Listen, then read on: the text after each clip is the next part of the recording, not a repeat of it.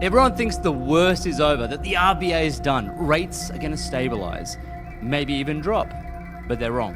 And if you believe it, if you think your mortgage is safe, if you think property prices are going to just keep climbing forever, if you think the cost of living is going to ease, then you're about to get blindsided. The truth is, inflation isn't dead. It's sitting at 3.8% per annum, well above the RBA's inflation target. And the data that's coming in over the next few months is going to force them to do the one thing that will rattle every single Australian homeowner. They're going to raise rates again. Not hold, not cut, raise. And I've been saying this on the show for a long time, and it's actually come true because that's what they recently did. So I'm going to show you exactly how it's about to happen, the inflation data they're looking at, the pressure they're under, and what this means for your mortgage, your property value, and the cost of living for you right now. I'm Lloyd James Ross, seven-figure investor and entrepreneur, and I've helped thousands of business owners and professionals turn financial stress into success. If you're stuck in old money habits, overwhelmed by investing, or unsure where to start, this is for you. I'll give you the mindset and strategies to take control, grow your wealth, and achieve financial freedom. It's time to make your money work for you. So let's first discover what the RBA got wrong. The goal of the RBA is for stable employment and prices. That's objectively what they need to be doing. That's their focus, okay? And what that includes is making sure the inflation target doesn't get out of control, right? And making sure employment's stable. And this is what they want to focus on primarily, right? Their inflation target isn't just arbitrary. It's known that it's around the 2 to 3% on average, but let's say roughly about 2, because when it's 2%, inflation helps the economy through spending, right? That's where the economy is healthiest. But what inflation actually is, it's the price of goods going up over time, right? It erodes your purchasing power. Ideally, you want stable inflation, not runaway prices. So not high inflation, but steady 2% inflation, because when that happens, it encourages people to spend, but it also keeps prices fairly stable so it doesn't erode a lot of purchasing power. And so in the 70s, when it ran away, it was a serious problem, and rates went back up to 17% to crush it, okay? So the latest Consumer Price Index, which stands for CPI, Consumer Price Index, which is a fancy word for inflation, the last figure, and by the way, how they calculate that is they get a basket of goods, whether it be fuel and food, etc., rent, and they put them into a basket of average prices, and they assess the price in 1 year against the next year. Does that make sense? And so that's where you can determine the percentage increase in prices of things, okay? So Australia's inflation is now 3.8% annually, clearly above the target and rising, not falling, okay? Doesn't that already feel like something's off if inflation is still really high? 3.8%? It's almost double what they're aiming for. Shouldn't the RBA have acted earlier? So that's what's caused them to hike. So here's what happened recently. They had to hike interest rates last Tuesday because of this runaway inflation. So they raised the official cash rate, the Reserve Bank rate, by 0.25%, taking it to 3.85%. Why? Because they had strong inflation data come out, particularly in the second half of 2025, and a tighter labour market, which means there was actually pretty good employment. Employment's rising. People are getting jobs. And so with that in mind, that is stable. And then they would want to look to stabilise prices. So what has happened since then is as they increase the rate of the reserve rate, the major banks, Commonwealth Bank, Westpac Bank, said they've now incrementally increased their retail rate, is what they lend money out at. So it's hurt borrowing capacity, and of course it would make it much harder for those who already owe hundreds of thousands, millions of dollars to start paying back their mortgage, all right? So here's the slice most commentators are not talking about. What this actually means for real people, right? Everyday people over the next 12 and 24 months, okay? So just to give you a bit of if we just go back and revisit what's happened in the past with inflation, with rates, and with property, over the past, say, decade, property prices have climbed dramatically. I would say some capitals have had property gains of over 100% in the last 10 years, certainly even in the last 5, right? It's been a very bullish property cycle, okay? And why interest rates matter to that is because higher rates don't just mean more expensive loans, they mean lower demand. So lower price growth in housing. And if it gets pushed far enough, we start to see real estate declines. And that's not such a bad thing, but it does hurt those with mortgages because they will have to foreclose on mortgages if they can't pay the repayment over a 3-month period. So you start to see these things in banks called bad debt start to go up because people start to not be able to afford their mortgages. Now, at the moment they can, because rates aren't climbing too fast for them to hurt them instantly, it'll be like a slow burn over time.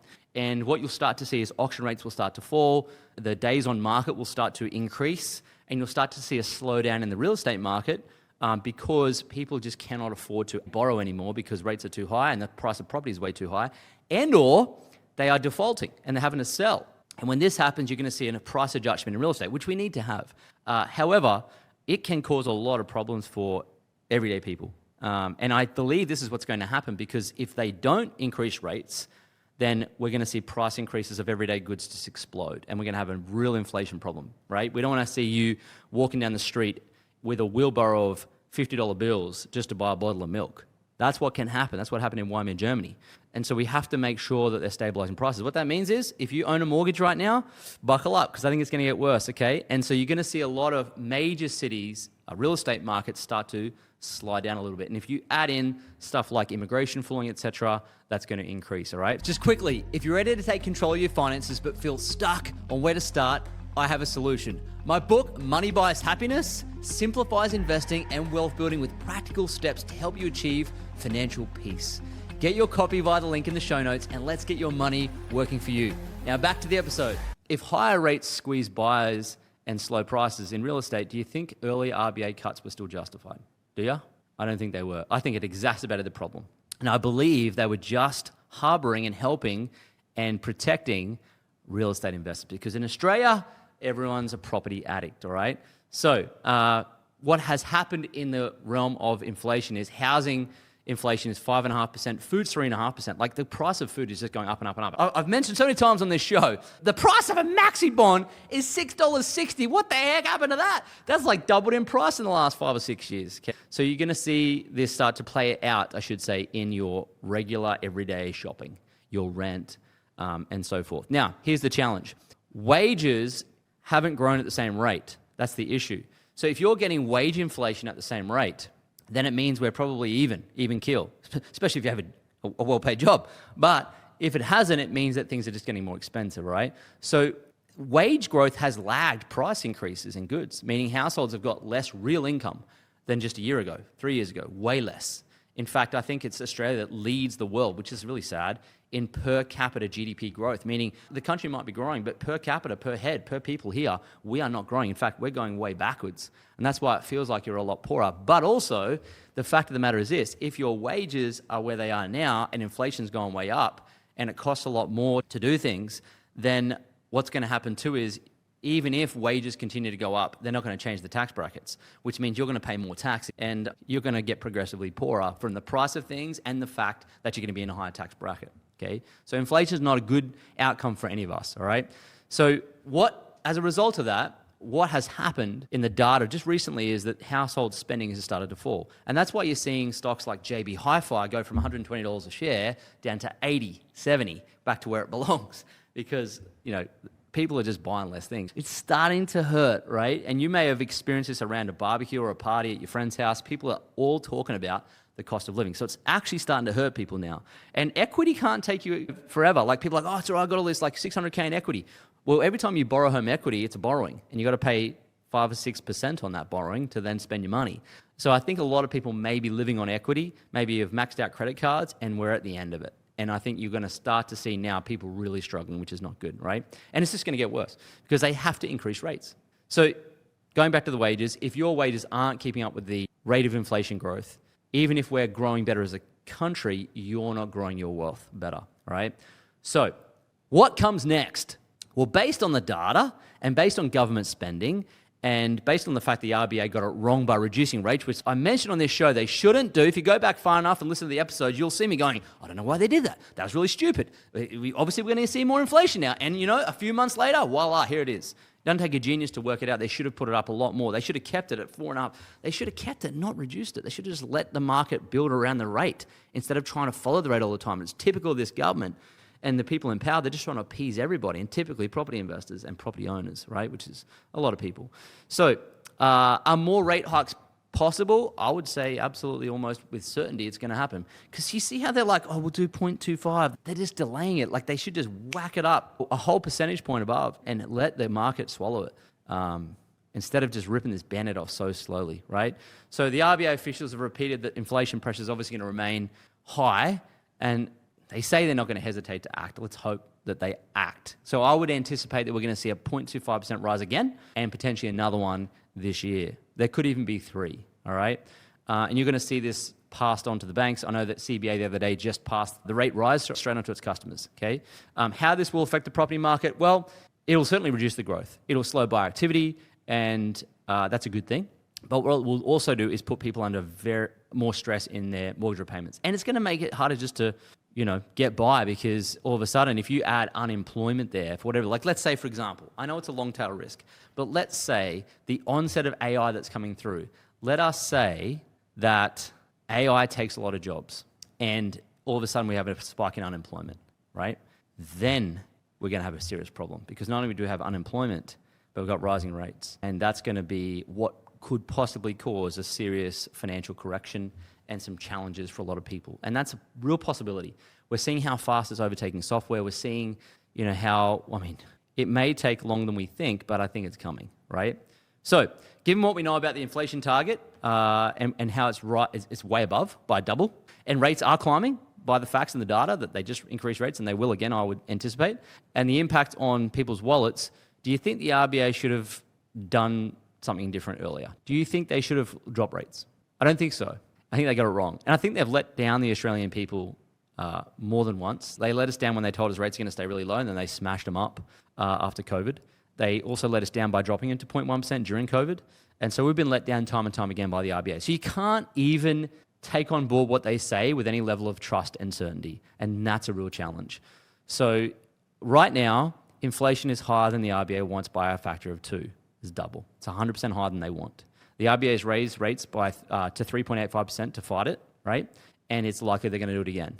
The rate rise will slow the property growth, which is great, but it'll squeeze households' budgets, which is not so great. Who knows how far it can go? What if it goes to 5, 6, 7, 8%? We just don't know, right? Because the government's spending so much money with things like the NDIS that's blown it to 50 billion from 14 billion, and will keep growing. I mean, there's towns where there's more NDIS providers than patients.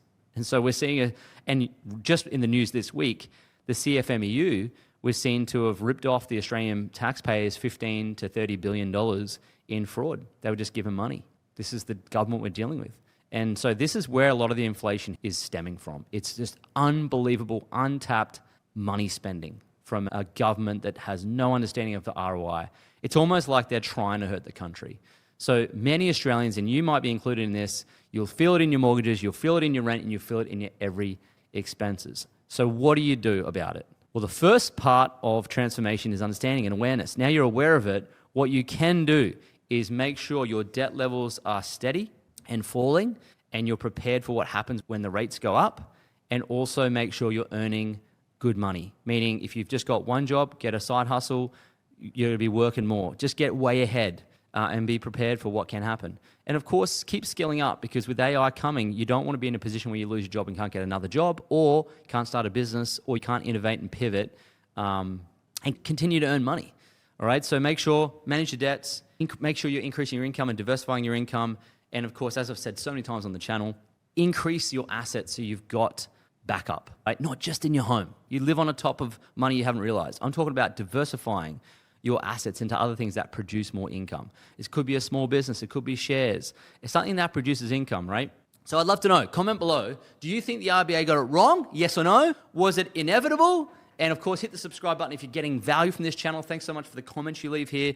I believe you're all getting value from these. I try and give a no BS approach to what's happening in the Australian economy, the world economy, and how it actually impacts your own finances, and how you can stay in front of the game, right? By awareness, putting some things in place, and being ready for the ridiculous stuff that the government does and will continue to do. All right, so I hope you've enjoyed this. See you in the comments, and see you in the next episode. Thanks for listening to Money Grows on Trees. If you enjoyed the episode, leave a 5-star review on Apple Podcasts and Spotify, and subscribe to us on YouTube so you never miss an episode. And if you're serious about building wealth, make sure to check out the links in the show notes and follow me on all social media platforms at Lloyd James Ross for more. See you in the next episode.